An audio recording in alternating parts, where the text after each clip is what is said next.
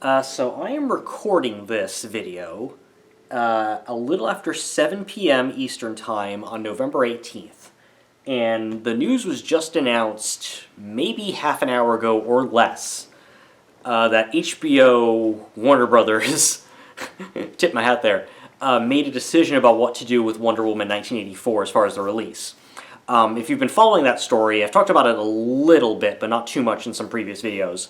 But they were basically deciding what to do with this movie. It was originally supposed to come out in the summer, but like many things, COVID. So they pushed the release date to Christmas of this year.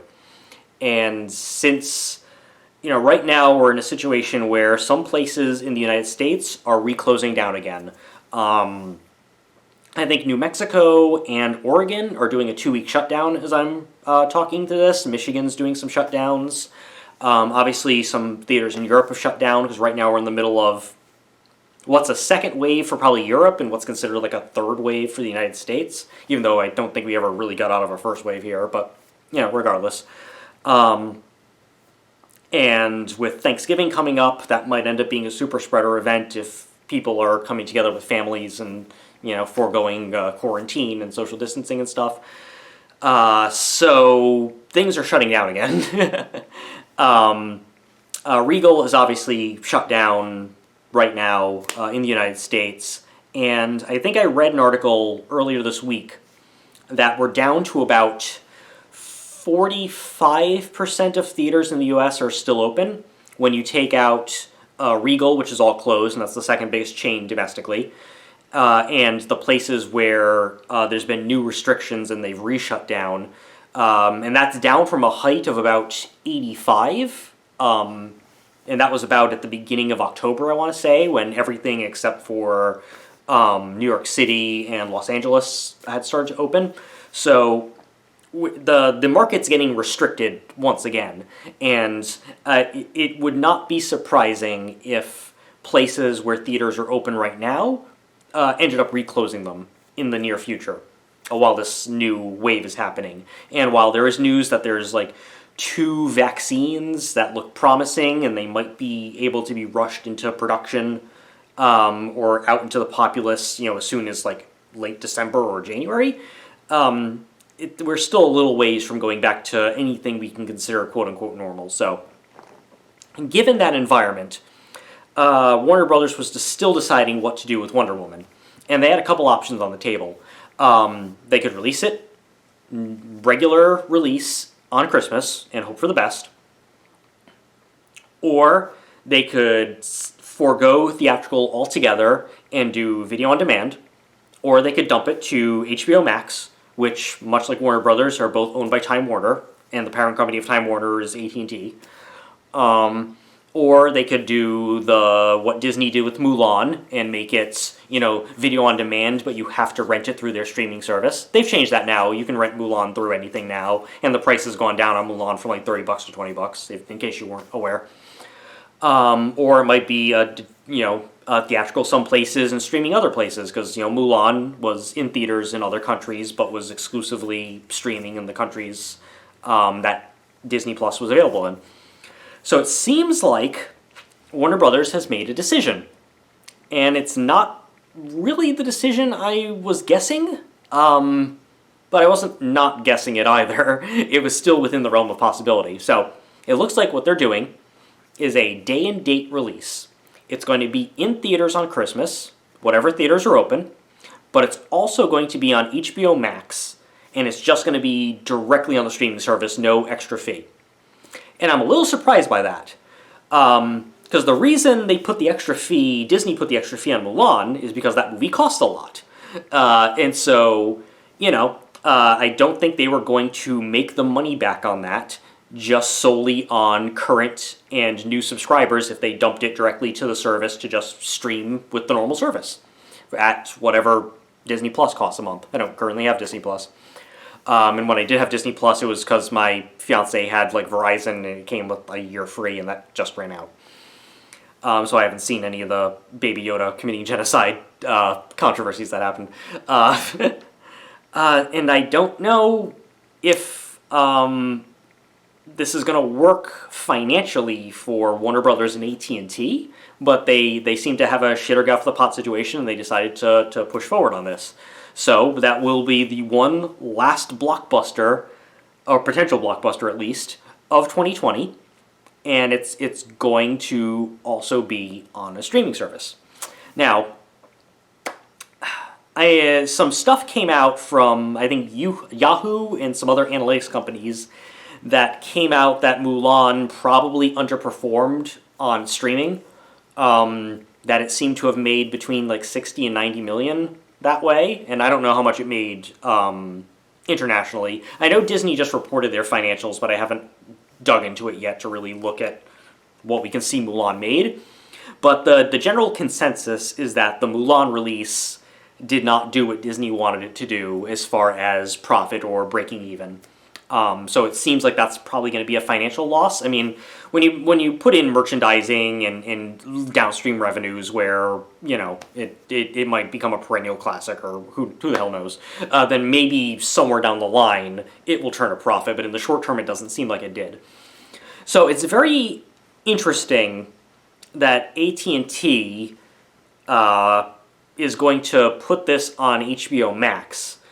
I know HBO Max, you know, it just started. The flagship of HBO Max looked like it was going to be the Snyder Cut whenever that releases next year, where they're going to break it up into like 4 parts. I don't think they're going to launch them all at once. They'll probably do it like every week so that you can't just get like a free trial. I don't even know if HBO Max is offering free trials, by the way. But it seemed like that was going to be what they were going to use to try and pull in a lot of people now that this service is new. And it was actually just this week that they came to an agreement with Amazon to put the HBO Max app on the Fire Stick. And I think they may have also just done it with Roku as well. So maybe the fact that they were opening themselves up to those people, those audiences, to be able to watch them on television as opposed to like a tablet or phone, maybe that had a lot to do with this. That's like, okay, we'll get these people. But I don't know enough about the financial stuff to truly say that whatever Wonder Woman 1984 cost and whatever they expect to get from the streaming revenue in December when this thing launches, if they're going to make anything resulting a profit on this, or if they're just dumping it to dump it. And, you know, there had been some mumblings in the background that maybe there was some sort of contractual obligation that they had to release Wonder Woman in theaters at some point, that they could not just forego it. I think there were some, like, not so explicit comments by the director Patty Jenkins that they had to give it some sort of theatrical release, and so that would explain this hybrid release model they're going with. But right now the theatrical space isn't at a place where Wonder Woman's going to make a profit, I don't think. You know, Tenet made only 50 million and change domestically, and it made about 300 million international, which is underperforming, and it probably is not enough to turn a profit based on that. But Tenet is coming to, you know, Blu-ray, 4K, streaming, well, video on demand at least, in December. So I assume at the end of the day, Warner Brothers is going to probably make at least a small profit on Tenet once you factor in the budget and the marketing costs and all of that stuff. I don't see that movie staying in the red for too long when you factor all that in. But Wonder Woman, if it's coming out on December 25th, and you still have international theaters shut down, and not just any domestic theaters, and domestic theaters might still constrict even further than they are right now. As I speak, theaters in like North Carolina, where I am, are still open, and again, we're at like a 45-ish% of openings right here. But also it's getting colder, which means drive-ins might close as well, because you're not going to leave your car on and running for an entire theatrical movie or a 2 movie, because drive-ins usually are a double bill. So the drive-in revenue is probably going to go away as it gets colder in the winter. So I don't see this theatrical market going well for the next couple months. So I can't imagine that AT&T and Warner Brothers are going to make a decent amount Like, I don't think they're even going to get to like the 50 million that Tenet made domestically. And internationally is very not sure. Like, Japan seems to be doing well with their market. China seems to be doing well with their market. So, like, My People, My Homeland, or that Demon something anime live action adaptation movie in Japan that's making gangbusters. Like, those markets seem to be good. But Europe is starting to close down again, France and stuff. So I'm not sure that Warner Brothers is gonna make their money back on this movie, releasing it in December. I'd be very surprised, and I would be very interested to dive into AT&T's first quarter financials in 2021 to truly find out what revenue this makes from HBO Max. Again, when you take these super expensive movies, these $100 million or more budgeted movies, that you've already sunk in some marketing to. I mean, certainly the full marketing force that would have happened if Wonder Woman came out in the summer in a normal non-COVID experience wasn't dumped in. But, they still had product tie-ins and all this other stuff. I can't imagine this movie's going to get to a profit just on new and current subscribers of HBO Max in December. I don't see that happening. And then I don't see it making enough theatrically to make up for the shortfall in this environment. So I am a little surprised at this decision. And I considering how many other movies they've just pushed them back, Universal pushing back Fast and Furious and Bond, Sony pushing back Ghostbusters Afterlife. Of all the stuff that's been pushed back, I'm not sure why Warner Brothers decided to not push back Wonder Woman. I'm not sure why they decided to that they were going to stick with Christmas on this model. And either they even if it loses money, maybe they still need that infusion. And maybe it's because HBO Max is going to have the Snyder Cut next year, and they expect the Snyder Cut to pull in enough people, and those people are probably going to also want to see other DC products. I don't know. But I also know HBO Max has been making some other moves. It was also just announced earlier this week, Conan O'Brien is ending his show on TBS, and he's going to do like a weekly variety show on HBO Max. So maybe this is all just part of, they don't care if Wonder Woman 1984 in and of itself loses money, but AT&T is just putting all of its eggs in the HBO Max basket, and so they're making all of these moves to solidify talent and solidify product to try and make HBO Max a big streaming competitor, and like this Amazon clearing up the Fire Stick Roku stuff. Maybe it's almost what they call a loss leader, where they expect to lose money up front doing all these things, but at the end of the day, they're hoping that HBO Max gets the level that Disney Plus is right now, even if that's not the Netflix level right now, because Netflix is still the grandpappy of these streaming services as far as subscriber count. I don't know. I would love to be a fly on the wall at the corporate decision making of Warner Brothers and AT&T as far as how this decision came about. And if Deadline or Variety or one of the trades ends up having like an oral history of how this happened, I would be super interested in that. But that was the big news. As far as other stuff that's happened since I last made a update about this kind of stuff, because my last video was just the subscriber thing and the review of Freaky. So Universal had made the deal with AMC about the 17-day theatrical window, which is what Freaky's doing, by the way, where the movie would go out in theaters, and they would have an exclusivity window of 17 days. So basically like 3 full weekends and then like a day or two after. So, and then it would move to premium video on demand, like the $19.99 rental. Not exclusively, like the movie could still stay in theaters after 17 days. It didn't need to be pulled right away. But at that point, it would not be totally exclusive to the theater at that point. And then the theater, AMC in this case, would be given like a little piece of the premium video on demand revenue. Well, it looks like Regal's closed down, and Regal did not speak kindly of this arrangement when they were still making statements about it when they were open. But number 3, Cinemark, has decided to go into this arrangement as well. So now we have 2 of the top 3 domestic exhibition chains that have made this deal with Universal Pictures, owned by Comcast, to do this shortened theatrical window of 17 days. Couple extra caveats to this. Well, not caveats, but details. So, a couple extra details have sort of leaked that haven't been reported about this deal. And apparently it also loops in with AMC. So AMC and Cinemark are kind of in the same bucket right now. But it seems like Universal's strategy is that the exclusivity window is going to be based on the opening weekend of the movie in theaters. And if a movie grosses more than $50 million opening weekend, they're going to keep it in theaters exclusively for 30 or 31 days, so a full calendar month. And if it grosses less than that, it's the 17 days.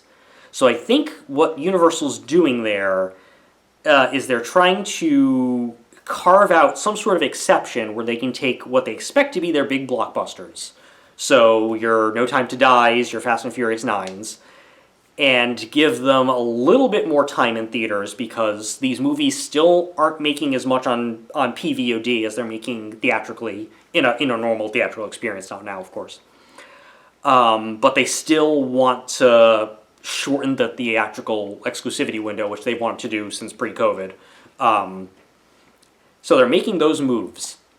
And the movie theater companies, they're bent over a barrel, spreading their cheeks. They have no negotiating power right now at this point. Looking at the dire nature of the theatrical exhibition business, AMC is probably going to have to file for bankruptcy. We all know that's going to happen. Regal shut down, so they're not part of this. But who knows? Maybe when they reopen, they'll think it. And Cinemark's probably in the same boat right now. So I guess they're like, hey, no other studio is really pushing product into theaters right now. If you look at the movies that have been released, Freaky is Universal. The Kevin Costner movie that I keep forgetting the name of is Focus, which is owned by Universal. Come Play, the autistic kid with the monster in his iPad movie is Focus, which is Universal. On Christmas, Focus, owned by Universal, is releasing Promising Young Woman. Like, the only studio, or the only company, that is actually pushing movies into theaters right now is Universal. So right now, Universal has put itself in a place where their competitors, for the most part, are not giving them product, and these theaters need product to stay open, because otherwise they're just stuck with whatever catalog titles they can put. So they kind of need Universal right now, and Universal knows this.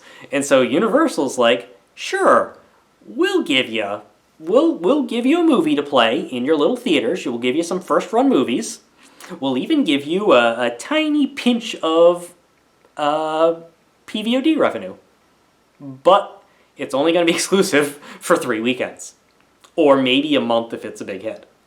Now, short-term, as in right now, I understand this deal from the desperate movie theaters. Because the Universal has them over that barrel.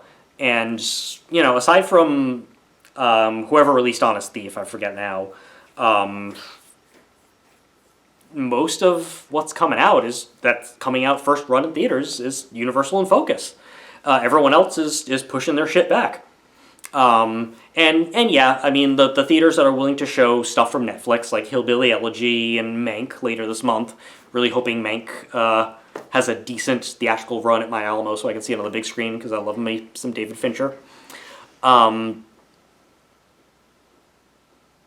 They don't have an option.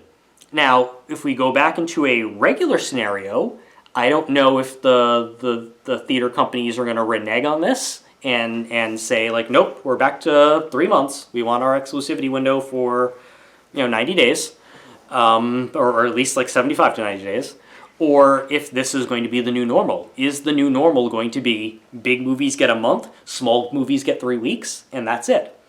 And how going forward does that change movie-going audiences' behaviors? If you know you only have to wait 3 weeks, or 3 weekends, not even 3 weeks, but 2.5 weeks and 3 weekends to see a movie, are you just going to stay home and wait for it? And pay the $20 to rent it, especially if, it'd be $24 for 2 people to see in the theater. Then, if you're not a person like me who's just one lone individual going to the movies most times, maybe you'll do that. And then, but what if you change it? What if you change it and it's 30 days? Are you still going to wait a month? What if it's a big movie that screams to have a big screen experience? Like, as much as I hate them, the Fast and Furious movies, they're large, they're loud, they have special effects. Are people still going to be like, even if I have a really good TV and a nice sound system set up, maybe I still want to see in the theater? Or are they going to be like, fuck it, I'll wait a month? And what if it's a movie where people are really worried about spoilers? Like, not so much Black Widow because it's a prequel, but like the next Marvel movie. Maybe people are going to be like, well, I could wait a week or could wait a month, but, I don't want to be ruined. I want to see it, opening weekend or at least the second weekend kind of thing. Like a movie that's of, like, endgame importance, I guess. That a lot of that remains to be seen. And also, I don't know if this is true, because none of this has been confirmed, but it doesn't seem like the theaters are getting much revenue from the PVOD part to make this worthwhile either. So, let's say it's the 17 days. Your theaters get your 3 weekends, so that's the normal cut of the ticket price. So the theater might get between 30 and 50% of the ticket price, and the rest going to the studio. And then they get 100% of whatever concessions they sell, if people are eating concessions right now. So that's still kind of normal for the theaters. But of the PVOD revenue, what I've heard and what's been reported is that you take whatever the PVOD revenue is, 10% of that is set aside for the theaters. Not 10% for AMC and then another 10% for Cinemark. 10% is set aside for all of the theaters that go into this agreement. And so then, however many theaters are part of this agreement, and right now we have 2 chains that are part of this agreement that we know of, they take their own percentages of this 10% sliver. And how much that is, I don't know. So, if you have a movie that opens up with $10 million, let's say a $10 million opening, or let's say $10 million it grosses on PVOD. So 10% of that is going to be $1 million. Okay. Let's be super generous and say half of that goes to Cinemark and half of that goes to AMC. $500,000. Okay.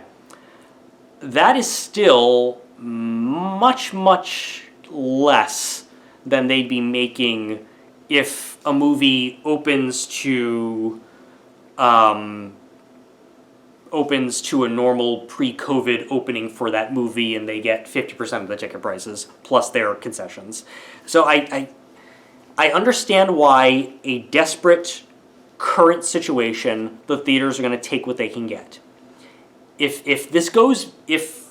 the movie exhibition business ever goes back to normal, where regular amounts of people are going to the theater in the regular frequency that they normally would pre-COVID, I don't know if the exhibition is going to say, fuck it, and turn that off. I also don't know if they have the power to do that based on whatever agreements they're signing with Universal right now. And that's going to be very interesting to see. Like, let's say, 95% of the U.S. is vaccinated. No one has to worry about COVID anymore. Studios are pushing out all their stuff. And, movies are back to opening to $50, $100 million in a weekend. are the studios going to be okay saying, like, okay, you dump this to PVOD in 30? I don't know. And I kind of think we're gonna run into issues there. And I also don't know if this shortened theatrical window is going to long term change the movie going audience's behavior, where a lot of people just wait and theatrical ends up being a smaller and smaller piece of the pie. Or it might be the opposite, where after COVID, everyone is desperate to be out of the fucking house, and so they will want to go see movies in the theater because they're tired of their fucking living rooms. I don't know. So, outside of this deal and outside of the Wonder Woman news, I did want to talk a little bit about what Freaky ended up doing. So, prior to this previous weekend, the estimates I saw were that people were guessing that Freaky's opening weekend would be between $6 and $7 million. It ended up being less than 4. It ended up being 3 million and like 3.7 million or something. So, about half what they were guessing it would be, and a couple reasons that might have been the case. The first is that with COVID ticking up, more people might be afraid to go to the movies. More people than if this movie had opened like on Halloween weekend or in the middle of October. Because, maybe it would have done closer to Honest Thief or War with Grandpa numbers or something. But with the COVID rates ticking up, people might be scared. If people aren't scared, then it could be that the extra shutdowns that have happened have also kept people away. Or it could also be the fact that it had finally been publicized before the movie opened, a couple days before probably, that the theatrical window was going to be 17 days. So if you know the movie is going to be available then, maybe most of the audience just waited. Or maybe it's a combination of all these things. Maybe it's, COVID rates are kicking up. Oh, but I also only have to wait 3 weekends. I'll not risk it. I'll just stay. So maybe we took the audience that was willing to go back to the movies when the theaters opened in late August and early September. So you take that fraction, which is still much smaller than the audience that would normally go to the movies. And we saw that from the money that Tenet and New Mutants and Unhinged made. And then that box has also gotten smaller because of these factors I've mentioned. It looks like the theatrical revenue is going to get constricted even more now. And it might be the window, it might be the shutdowns, or it might be just the news that the rates have ticked up. Or it could be the product itself. Maybe people weren't as interested in Freaky as it seemed from the social media engagement of it. And that's a possibility because Freaky had really good reviews on the Rotten Tomatoes thing had it fresh. And when I looked it up on social media, most of the people who had seen the movie and were talking about it were talking about it in a positive light. But then CinemaScore, the company that canvasses or polls, they kind of do exit polls for movies on opening night to see what the opening night audience that was presumably the most excited to see the movie ended up thinking. Like, did they get what they came for? And they only rated it a B-, which is fairly low. Fairly low for a CinemaScore. I mean, horror usually polls less than some other movies, but still, that's lower than that movie would normally make.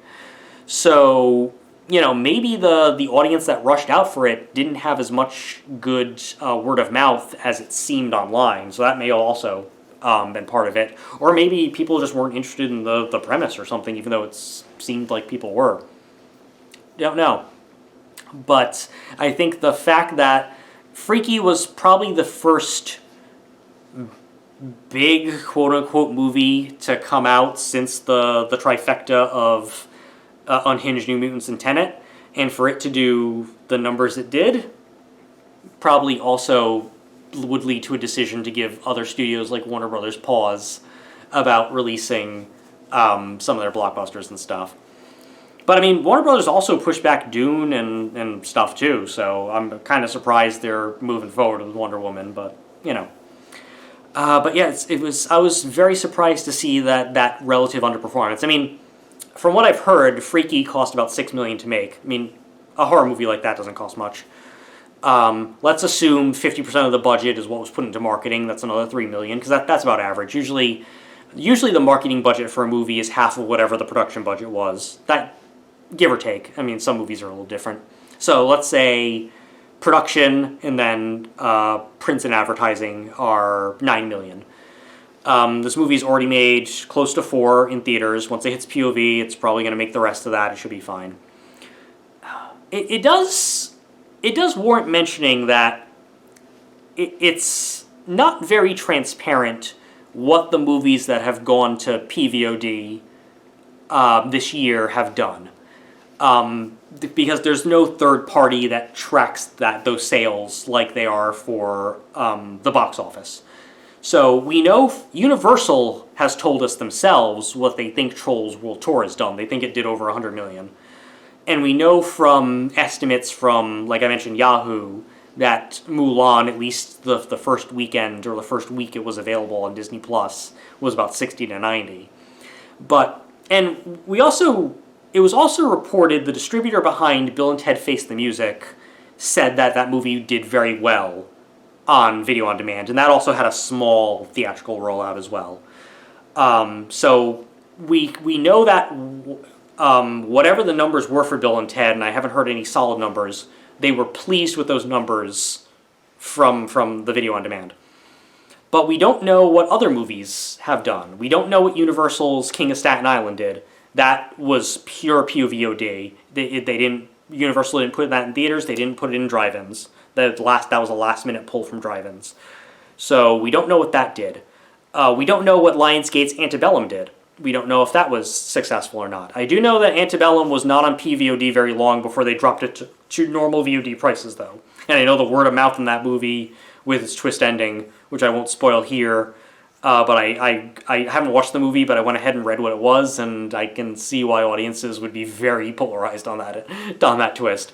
But we don't know what that movie did on video on demand. And a bunch of some of this other stuff, Kajillionaire, The Call, Spell. There's a bunch of other movies that have tried the PVOD thing in 2020. And unless the parent company that released it has specifically called that out as a line item on their financials, if they're a publicly traded company, we don't really know what these movies are doing in relation to the production costs. And unless something leaks, or unless the financials are released in a lot of detail, where like forensic accountant type level detail, we still don't have a clear picture of how viable PVOD is for studios to make back their investment in a film versus what they would make exhibition-wise in a normal theatrical exhibition environment. And if we haven't answered that question, that would actually tell us a lot about the theatrical experience moving forward.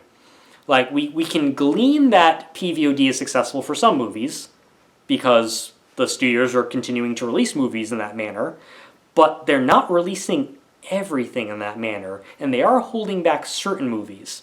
Like, if you look at what's going on PVOD, mid-budget stuff, so mid-budget dramas, mid-budget comedies, you're seeing a little bit of horror product, but we're also seeing the horror product get pushed theatrically as well.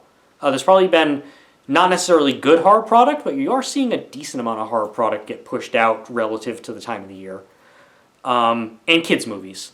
So movies that are aimed at a kid or family audience. So you saw Trolls World Tour, you saw Warner Brothers release Scoob, and then you saw Disney Plus try Mulan. I know Mulan's PG-13 and not as kid-friendly, but let's face it. So, and then direct-to-streaming services, you're seeing some movies get sold off. Mid-budget comedy, Lovebirds, goes to Netflix. Pixar's Onward, which was in theaters for a little bit, and Pixar's Soul, direct to Disney Plus, no extra fee. So